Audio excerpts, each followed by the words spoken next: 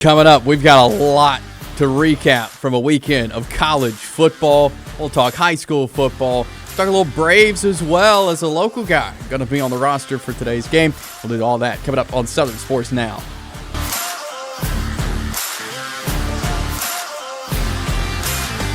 Welcome in on this Monday, September the 11th, 2023. I'm Chase Robinson, your host. Glad you're hanging out with us today on the East Alabama Now YouTube channel, the East Alabama Now Facebook page. That's where you can find us each and every day. Go ahead and click the share button, share it with your friends, and let's spread the word about Southern Sports Now. We got a lot to react to today.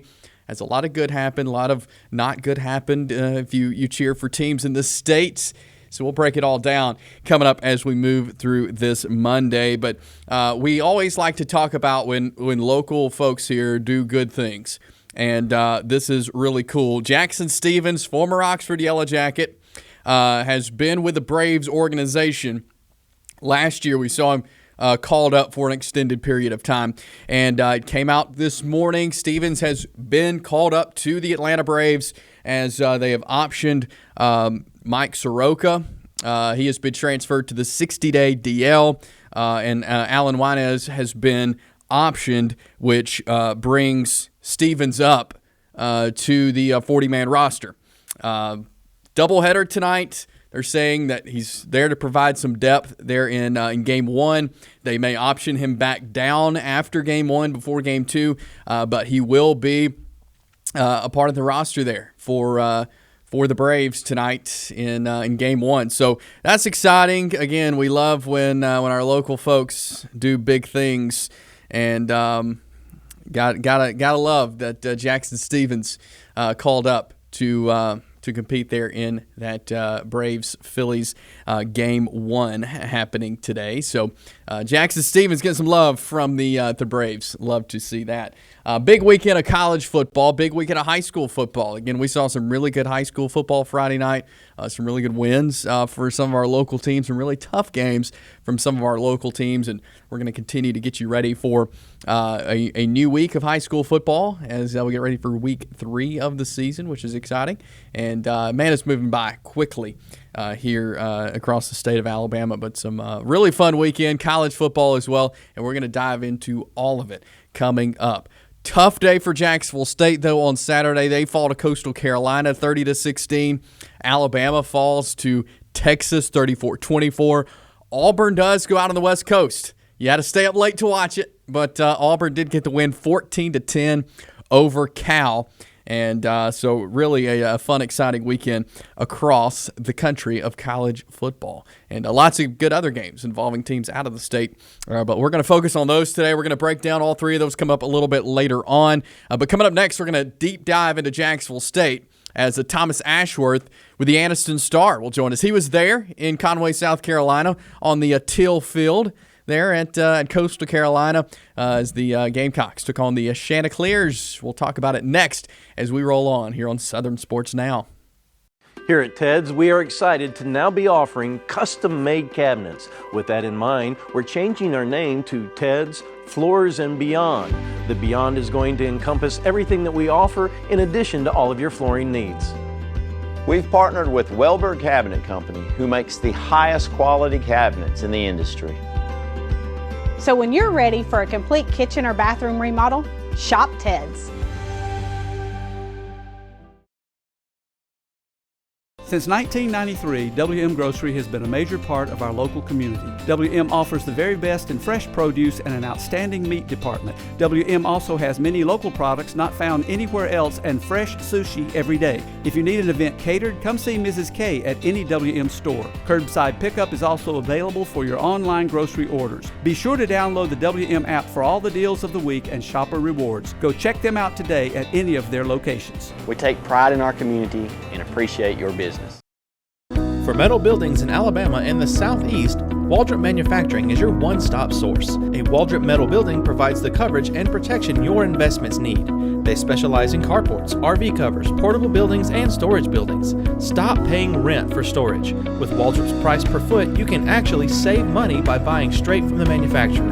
Waldrop buildings are guaranteed because Waldrop manufactures buildings with U.S. steel right here in Calhoun County. Waldrop Manufacturing, serving the entire Southeast. Give them a call today.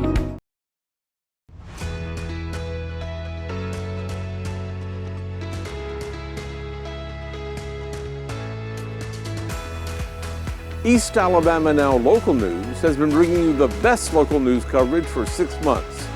And now we're growing. EAN News will be available to you 5 nights a week with new faces, new content, and coverage that is second to none. We'll be bringing you the weather that matters to your neighborhood and to you. Rain or shine, you'll be in the know.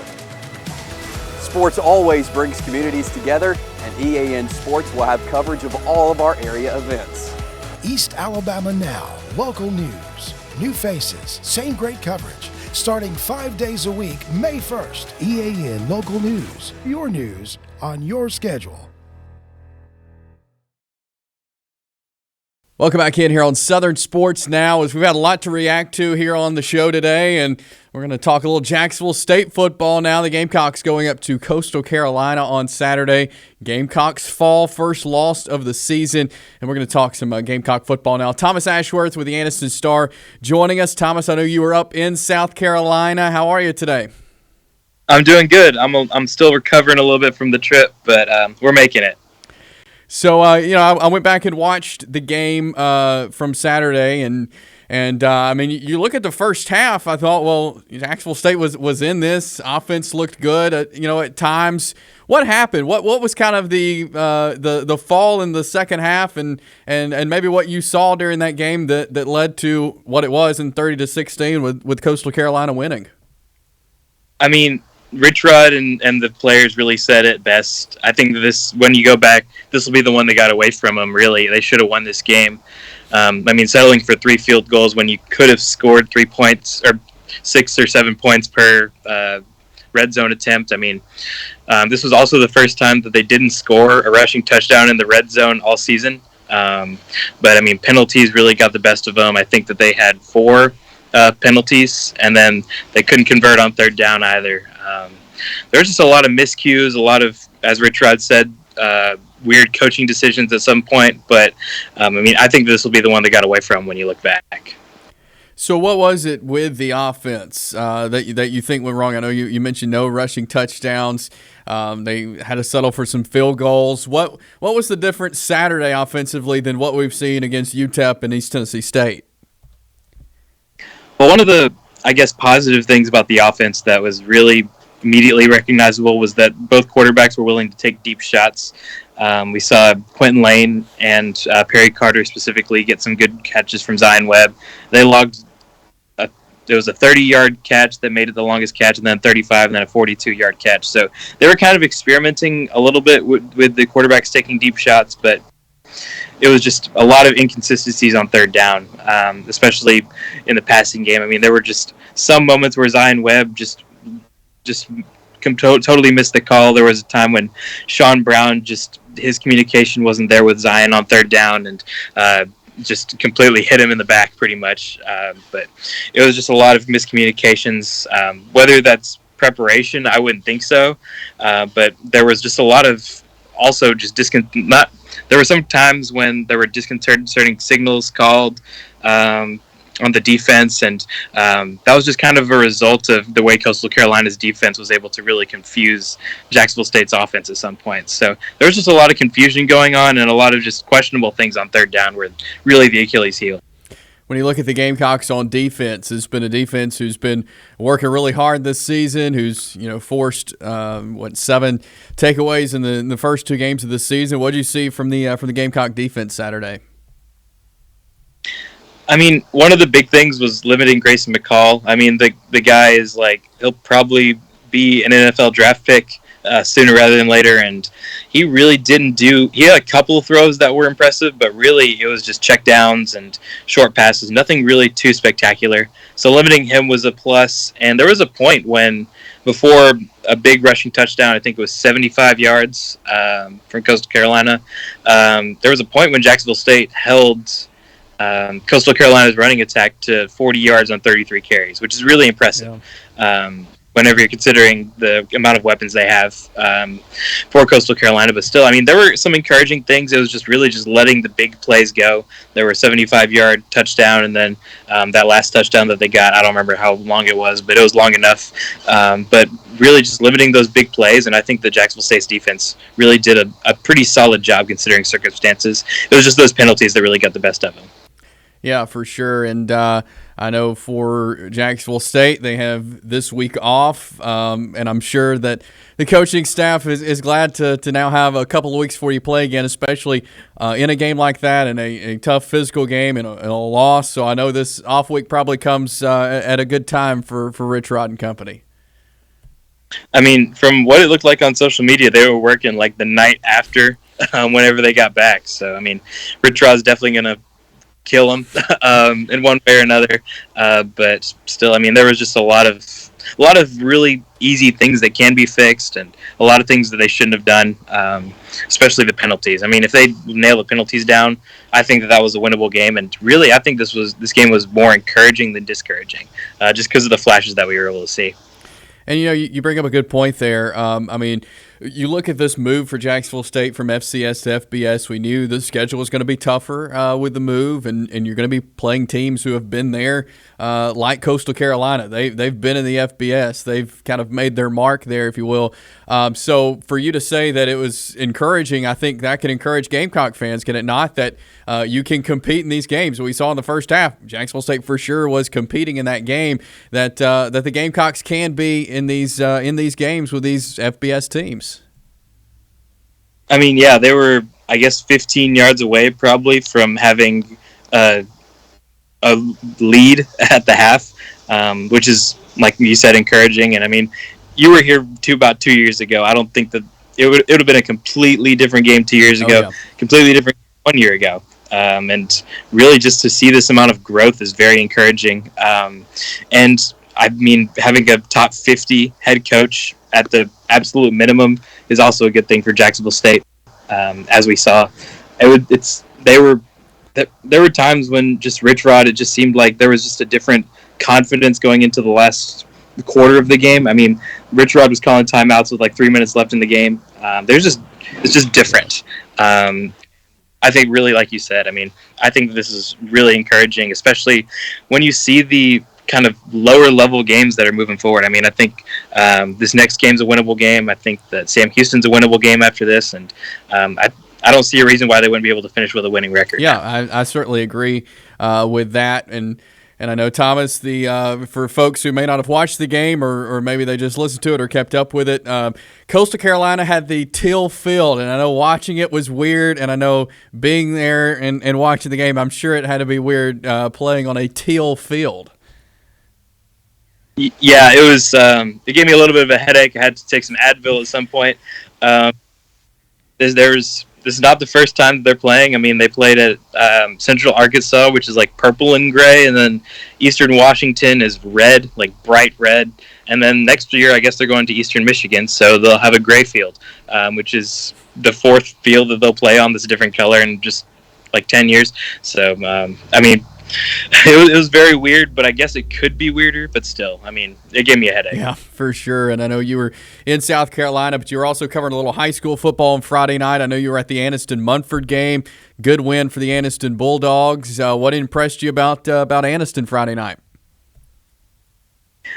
They just have a lot of really good players and really good positions. I mean, one of the question marks that was answered was the offensive line. I thought that they really stepped up in the game. I thought they protected Gavin Doss really well. And, I mean, there were just a few players that just really stood out. I thought Gavin Doss looked really good on his feet. I thought that, obviously, Jaden Lewis looked really good. But, I mean, Jaden Dobbins also had a really good game. He had a rushing touchdown, and he had a really big special teams play. He had some really good defensive plays as well. I was impressed by them, but I mean, this is going to be one of the biggest matchups in the state coming up with their matchup with Jacksonville. So it should be a big one. I mean, I saw a lot of really positive things for them. But, again, Jacksonville's a really good team. So I have no clue what's going on. Yeah, that's going to be a good one this week. Well, Thomas Ashworth, you can see his content there with the Anniston Star. Thomas, as always, appreciate you hopping on with us, talking some Jax State, little high school football. We'll do it again soon, but appreciate your time today. Yes, sir. Appreciate you. We will have more Southern sports now coming your way in just a moment. Here at Ted's, we are excited to now be offering custom-made cabinets. With that in mind, we're changing our name to Ted's Floors and Beyond. The Beyond is going to encompass everything that we offer in addition to all of your flooring needs. We've partnered with Welber Cabinet Company, who makes the highest quality cabinets in the industry. So when you're ready for a complete kitchen or bathroom remodel, shop Ted's. EAN Sports is proud to bring you the best, most informative local sports content, and we want your help to be able to do that. If you have a story idea, a tip for our sportscast, or even a highlight clip you want to see on EAN Local Sports, send us an email, eansports23@gmail.com. You can follow us on Twitter @EAN_sports, or you can send it to the EAN News Facebook page. EAN Sports, bringing you the local sports happening in your community. For metal buildings in Alabama and the Southeast, Waldrop Manufacturing is your one-stop source. A Waldrop metal building provides the coverage and protection your investments need. They specialize in carports, RV covers, portable buildings, and storage buildings. Stop paying rent for storage. With Waldrop's price per foot, you can actually save money by buying straight from the manufacturer. Waldrop buildings are guaranteed because Waldrop manufactures buildings with U.S. steel right here in Calhoun County. Waldrop Manufacturing, serving the entire Southeast. Give them a call today. If you see some interesting weather phenomenon in your backyard here in East Alabama, send that to us. We would love to hear from you. Send that to us at the email address you see on your screen or through Facebook at EAN News. We're back here on Southern Sports now. Chase Robinson here with you on this Monday as Saturday. What a day of college football as we saw some upsets, some teams maybe that are better than we thought at the beginning of the year. We found out this weekend. But one of those games I think was a surprise, but also just an upset was, of course, Texas at Alabama. A game, Alabama was favored by 7. And Texas, number 11 team, Alabama number 3. We knew it was going to be a great game. The atmosphere was second to none. I was down in Tuscaloosa for this one. Probably one of the best atmospheres I've ever seen at an Alabama football game. I was up in the press box. I mean, media from really all over the SEC was there and covering them. 21 NFL scouts were there. That's a lot. That's almost unheard of to have that many NFL scouts at one game. But a huge row of press row was just NFL scouts, and from again 21 different places. So that was cool.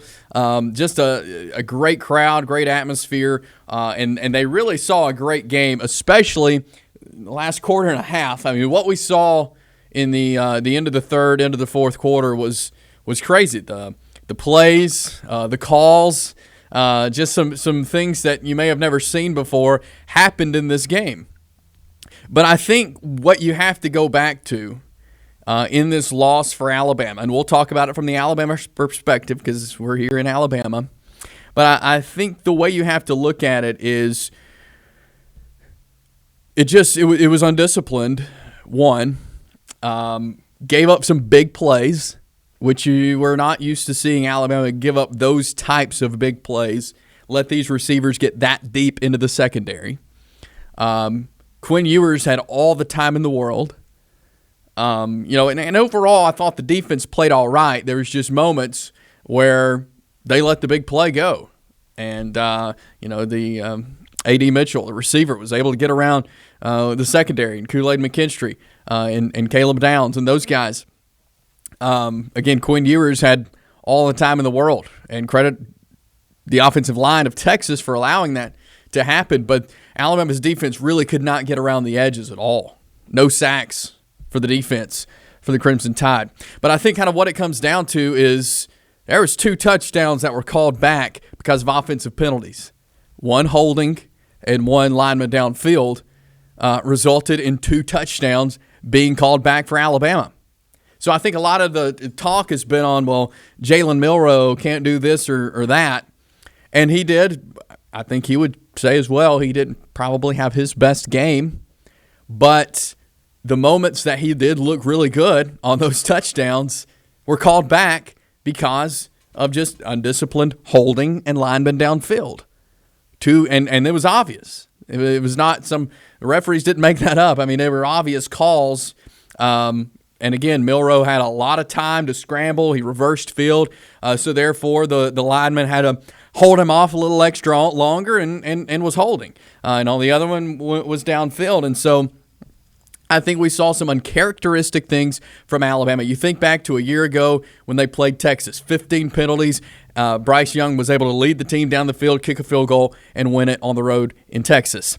This year, they didn't really have that leader that Bryce Young was that could calmly lead the team down the field to win the game. They didn't have that. They were behind the 8 ball once again this year, but I really think Sark just outcoached the Alabama staff. I'm a huge Steve Sarkisian fan, have been for a long time. I think he's a brilliant offensive mind in college football. We saw him try with the Falcons. He really didn't fit in there with the NFL. I was so happy when he got the job at Texas because I know what he's capable of as a coach. He is a brilliant offensive mind, and we saw that on Saturday. He's been in Tuscaloosa. He knows what it takes to win big games in Bryant-Denny Stadium, and he was able to get his team to trust him. And if you watched the game, that's what he talked about in the talking with ESPN, and then they asked him about at the end of the game. He just wanted his players to trust him, and they did. That was obvious. It was a brilliant game plan by Steve Sarkisian and the staff there at Texas. I mean, they won the game. They looked like the better team on the field on Saturday. And I was just really impressed with what Sark was able to do. And that was a huge, huge win for him to go back to Tuscaloosa, to beat Nick Saban in Alabama. And he, after the game, he said, I would not be here if it was not for Nick Saban. So, he owes a lot to Alabama and Nick Saban. But the game plan that they came out with was perfect. It was great. And Sark really exposed the Alabama defense several times, especially with those deep balls. And, the way Texas played Saturday, they moved up to number 4 this week. To me, they're a playoff team. They really are. If they play the way they did. And last year, we kind of said the same thing after the Alabama game, and then they went and lost some game. I don't think that's this Texas team. I don't think this was a fluke. This is a good Texas team. And I think Alabama's got some things to fix, to work on defensively and offensively. I don't know what we'll see at the quarterback position this week. Alabama goes to Orlando to take on South Florida. I don't know if we'll see Bugner come in or Ty Simpson. I don't know what they're going to do there. You got to think that Nick Saban's been doing this a long time. You got to trust him, Alabama fans, with whatever he goes with. But I do think that, it wouldn't hurt to see another quarterback in, to see what he can do and how he deals with situations. Because I felt like Jalen Milroe threw the pick, and it took him a while to come back from that.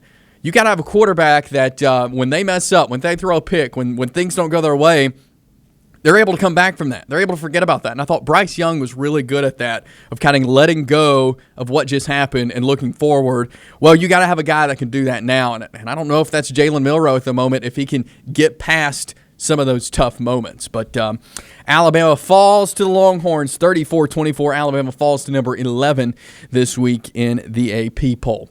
Another game. So you got to stay up till, 10 o'clock to finish watching the Alabama game. Well, Auburn kicked off at 9:30, so you got to stay up into Sunday morning to watch the Auburn Tigers. But they pull it out on the road at Cal. This was a weird game. Really, both teams had moments where you were just kind of questioning what was going on. But I do think this is a good win for Auburn.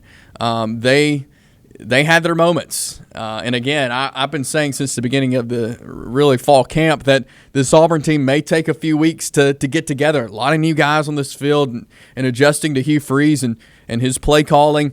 And I think we saw that a little bit. 14-10 was the final score. Auburn gets the win over Cal.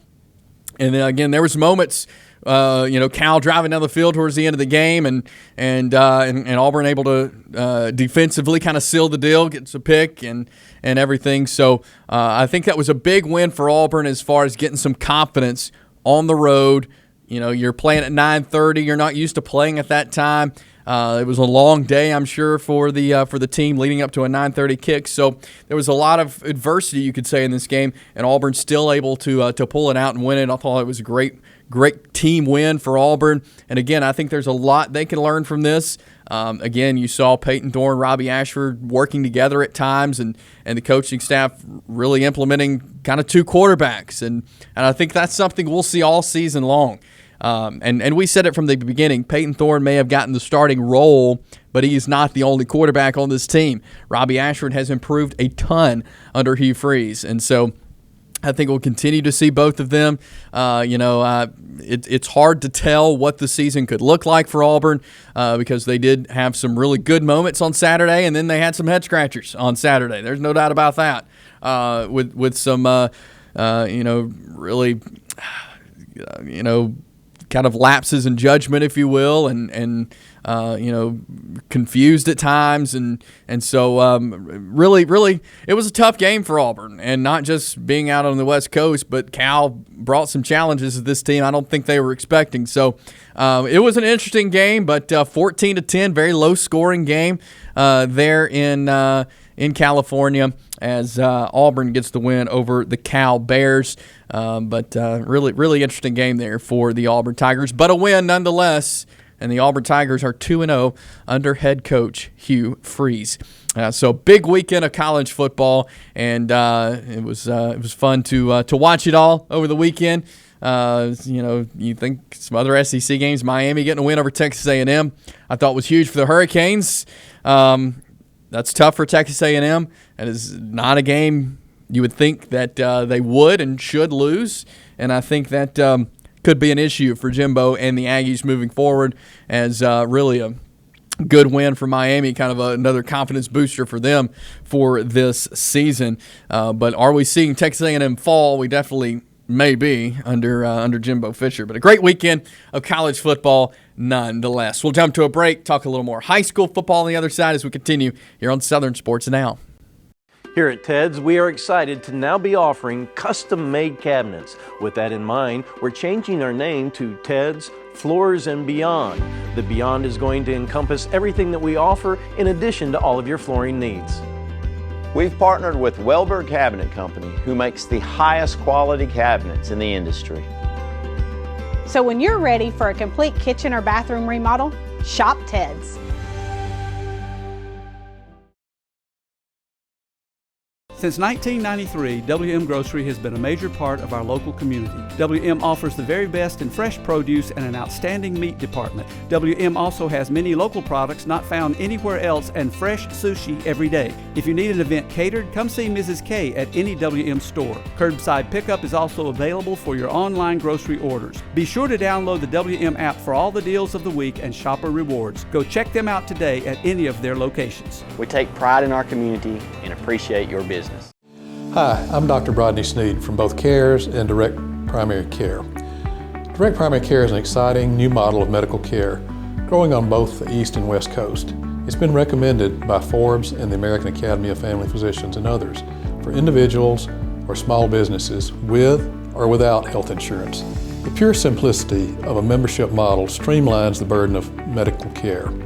It eliminates 60% of the overhead. That streamlining allows providers time to focus on patients with free, no copay, no deductible, unhurried office visits or telehealth visits with minimal waiting room time. It produces same or next day appointments and access by text or telephone during and after hours. It saves you from leaving work, wasting time and getting exposed in a waiting room, and the convenience and cost with barriers removed helps one avoid letting problems like a sore throat turn into an expensive ER or hospital visit for pneumonia. If you're interested, search the web for CARES Direct Primary Care. It is Southern Sports Now here on the East Alabama Now YouTube channel, East Alabama Now Facebook page. Glad you're hanging out with us today as we roll into our final segment here, as we talked a lot of college football. Jacksonville State is off this week, so I know we typically are there on Tuesdays, bring you the press conference. We will not be there tomorrow as Jacksonville State is off this week. So no Jax State football. Got some great high school football coming this week that we're excited to bring you, and so looking forward to that, and really, really excited about that. And saw some really good games this past weekend, but I think a lot of eyes are on Jacksonville-Anniston this week. That should be a fantastic game. So we'll find out Wednesday what the teams are ranked and what that's looking like. But should be a great one there in against Anniston and Jacksonville. Region game. Jacksonville fell to Handley on Friday night.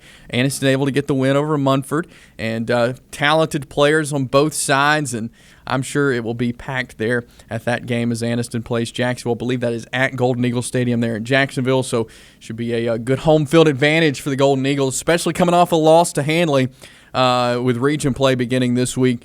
So looking forward to seeing that one, and who can walk away with a win there for the Bulldogs and the Golden Eagles. If Anniston is able to get a win, that'll be huge for them, and that'll kind of put Jacksonville behind the 8 ball as far as getting a home playoff game. They'll need to get this win after falling to Handley in order to possibly get that home playoff game. So lots of implications on this Anniston-Jacksonville game this week, and we'll talk more with the coaches this week as well that we'll bring you here on Southern Sports Now. That is all the time we have for you today. Again, remember to like the East Alabama Now Facebook page, subscribe to the East Alabama Now YouTube channel, share with your friends, spread the word about East Alabama Now and Southern Sports Now. We'll do it all again for you tomorrow on your Tuesday. Have a great rest of your Monday.